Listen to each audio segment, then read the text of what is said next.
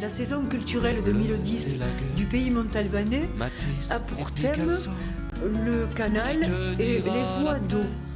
Le thème nous convenait parfaitement parce que nous avions sous la main une artiste que nous recevons depuis 10 ans, qui est vraiment, s'il y a quelqu'un qui est capable et qui s'est intéressé à ce thème de l'eau, l'eau qui coule, l'eau qui passe, l'eau avec la lenteur, sa lenteur, bon, c'est bien Anne Brouillard. Le travail avec Anne Brouillard a commencé à la mi-mars et on en voit l'aboutissement à l'exposition qui est dans la salle, dans la chapelle de l'ancien collège. Le projet, qui s'appelle Mon carnet au fil de l'eau, est une question d'image.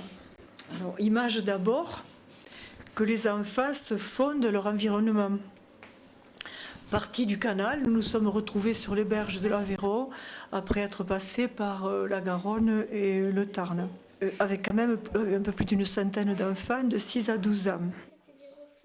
Alors, image ensuite que les enfants peuvent donner de cet environnement. Comment le perçoivent-ils?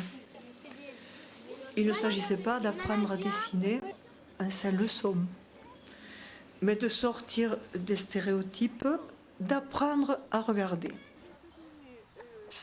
De la même manière que l'on apprend à lire en écrivant, on apprend à regarder en dessinant, en parlant aussi ce que l'on voit, ce que l'on ressent, ce que l'on entend, ce que l'on voit, ce que l'on sent. Et là aussi, nous avons fait appel à un spécialiste, Nicolas Pejmezac. Et les enfants se sont montrés très créatifs. Faire du vert? Oui, du bleu et du... Non, c'est pas ça. Si. En regardant bien. Regarde longtemps. En regardant bien. En regardant bien. Regarde longtemps. Regarde longtemps. Créer demande du temps, des efforts, de la patience, de la persévérance. On ne peut pas aligner 4 couleurs, juxtaposer 4 couleurs sur une toile. Et quand puis-je dire que mon œuvre est finie? Et est-ce que je peux le dire? C'est en fait l'image aussi que l'on se fait de sa propre création.